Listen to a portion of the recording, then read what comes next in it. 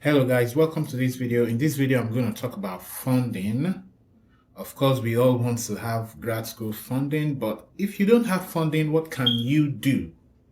I'm going to use myself as an example and a lot of other people as well. So stay tuned, and somewhere in this video or at the end of the video, I have an announcement for those who are working towards grad school admission and funding in 2023. All right, so welcome back. So let's start with funding. Of course, we all want funding, like I said, but there are some cases where you are good enough for admission, but there isn't just enough funding to go around, for all the applicants. So you'll be given admission, and of course, there are a lot of factors that they look at to decide who they are going to fund. But just in case they don't fund you, what can you do? So let me tell you a little story. So back in 2013, when I was I was actually applying in 2012. But, when I was doing all these exams and all, I really didn't get funding when I was admitted. And it was because of two reasons. One, because I really didn't know how to go about it. I didn't know that you had to send emails to professors, or you have to maybe introduce yourself to someone in the department, or you have to kind of try to ask before you apply. So I really didn't know all the information that you guys have right now. I did not have that. And secondly, I did not know that you could apply for a straight PhD. So I applied for a master's. But like if you've been following this channel, you know that they consider PhD students for funding more than those who applied for masters. We've explained that in a previous video and I think a couple of other videos. So I applied for a master's and I really didn't check in with any professors about open positions or all. But the person that mentioned it to me then told me they usually fund students. So I just applied and I thought everything would be straightforward. So I didn't get funding. And like I said, I think I've told some of my mentees that, it's part of why I'm doing what I do right now, to make you understand what you need to do while you are, planning for that admission so you can get funded. So what did I do? I came here without funding. I went for my visa interview. I was lucky and knowledgeable enough to know how to answer questions. They did not really talk about funding during my interview because I thought I knocked the questions out of the park. So I was very convincing, and I used some of those visa interview tips and tricks in the visa interview training I have on our website, bestmanacademy.com. If you don't know that, please check it out. I'll put the link in the description below. So it didn't come up during my visa interview, and so I got here without funding. So what I started to do straight up as I got here January 1st, 2014. So as soon as I got here, I started, by the third, I think by the third was the 3rd of January 2014. It's likely a Monday. I know it's not far from the New Year celebration. So as soon as professors resumed, because professors will usually resume before students, and I was there on campus early, so I started knocking on doors and introducing myself. This your new boy from Nigeria. So I started now asking for how to get funded and all that. Something I should have done via email about 6 months or 8 months before even getting to the US. So, but unfortunately, at that point, they've already allocated all the funding. I didn't really ask for funding. I didn't indicate that I would want to be funded. So they've already allocated all the funds, and but I started. I still had to go through all most of the professors that I thought I would be a good fit with with their research. So I started talking to them, and I did not get the opportunity immediately. So what happened was, I came in with I came into the US with $1,000. So I was able to pay my rent, do some health registration, and as soon as I was running out of funds and nothing was coming from the department, I went to the dining to register. I wanted to start working in the dining. But at the same time, I started volunteering in the lab. So I started volunteering in one of the labs. So I was very enthusiastic about doing stuff in the lab. So I would be be one of the people to get there early in the morning. Despite the fact that I have classes, um, I'll be the first to get there in the morning. The last person to leave in the lab. I was learning a lot of stuff, so I was very very enthusiastic about it. So like in the last week of January, uh, just before I think the maybe on a Thursday, the two professors just called me into their office and say, "Hey, we have seen how you really want this, and you know, a single person does not have the funds to provide a teaching or a research assistantship for you, but two of us have decided that we will combine funds, we combine our accounts, and try to give you that research assistantship. So you would have duties in both our labs, you know. So I'll do half time in this lab, half time in that lab." I was very, very, very, very excited. So that was how I got funded. So essentially, I had to do what I should have done via email, months before even applying, which is what I teach now on this platform. And of course, it doesn't apply to everyone, but for the most part, if you do this for many programs, it always works if you are lucky, of course. But if you are wondering what I'm talking about, I made a course on grad school admission and funding, how to get that. And a lot of my mentees, after I got into grad school, the people that I've been mentoring, they've been very lucky to use some of these methods to get themselves grad school funding. So I'm going to put the link to the course in the description below so you can check that out.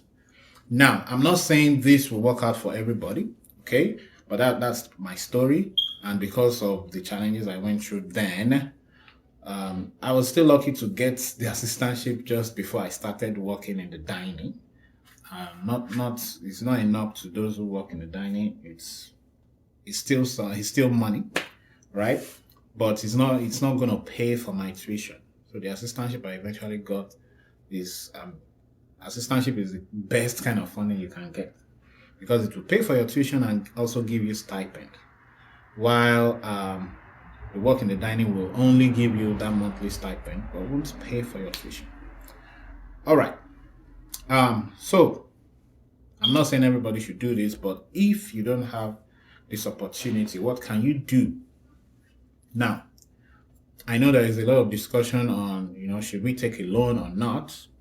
Well, I would say it depends. Okay, I've seen people do this before. You take a loan. It's not a bad thing to take a loan. Okay, I think a lot of people think this is a bad. No, it's not a bad thing to take a loan if it's going to lead to something productive in future. And what do I mean by that? So the only condition that I would advise that you take a loan is, I think, two conditions actually. One, if you are going to a good environment, a good school, if a very good programmer has given you admission, but they did not fund you, now that is a good reason to take a loan because it's a great opportunity. You don't want to lose that. Um, so you take a loan, and secondly, if you are going to study, so depending on your program, if you are going to study what would be marketable after the program, I mean in job markets now, in the job market. So of course, I wouldn't advise to take a loan to study a lot of courses. But if you're going to study something like I don't know, there are a lot of courses, so I don't want to mention names. I don't want you to think these are the only courses that are marketable. But if you're going to study something like business analytics or finance, so these are marketable, very marketable programs, and where you can get a lot of good skills that can be useful in the job market. So when you finish and you get a job in a good company, then you can start paying back your loan. But you don't want to take a loan to study a course that you will probably not get a job after. You are going to be an international student, so it's a little tougher for international students in certain fields, especially in non-STEM areas. Not all non-STEM areas, but so I wouldn't take a loan for that. For those courses that are not very marketable. So I'm not going to mention names, but you understand what I'm trying to say. So if you are going to a very good school, if it's a good program and also a good course that where you can easily get a job after, then it's makes sense to take a loan. And apart from that, in many cases that I've seen, colleagues or friends that or mentees that took a loan, usually what happens is, if you are a good student, if you are a good student, um, and you're already in the program, let's say for your first semester, you used the loan to pay for your tuition and uh, some expenses. Of course, you can get a job on campus to pay for living expenses, your rent, your I don't know, electricity bill and all that. Now, usually what happens is when there is an opening for a funded position within the department, the departments usually care for students that are already in the program before they fund someone new coming from outside. So if you're already in the program and you are a good student, if you're a good student, that's important.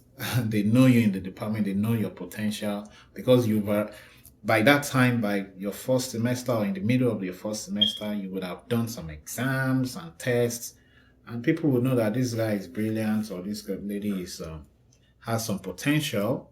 So if there is any opportunity and they know that you have shown interest in some of these funded opportunities, they will consider you for that.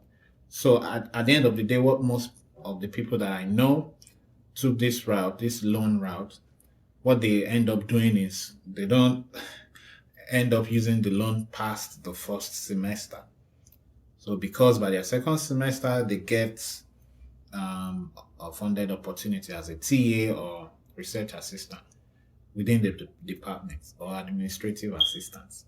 So that's usually what happens. But you have to get there and be a good student. But that also goes back to my first point that this has to be a good program. And good programs usually have money. So if they don't have this semester for you, at least by your next semester, they should have professors should have grants in the departments where that they can use to fund you. But if you go to a very, I mean, I'm not going to say very, but if you go to a poor program, money might money may never come. It may never come. So you might end up using all your loan and not have that funded opportunity. So right now I don't please don't ask me for loan recommendations. Please do because I'm not an influencer. I'm trying not to be an influencer for all these people. So you do your research. Of course, I may have some suggestions for from people who have done it in the past, but really I don't want to take up a role of recommending stuff to you, especially as it relates to finances. So do your research and just if you want to consult and talk about things, yeah, please feel free to do so. I said I have an announcement earlier. So what I have is, every year I mentor students in what I call the Bestman Academy Fellows. And yeah, we've had some incredible success with our 2022 fellows. And now taking this opportunity to announce that as of this moment, applications for the 2023 fellows are open. So I'm not going to talk much about it, but in the link, there is a link below where you can apply. But please read the instructions. There are some stipulations and requirements to join the group. But if you are not chosen, and I think I put it in the form, if you are not chosen, please don't feel like you are not going to make it. No. For me personally, I take mentorship seriously. I don't sensationalize stuff because I'm looking for followers or stuff. So I'm not going to take up a lot of people. But if I don't choose you, please don't feel bad about it.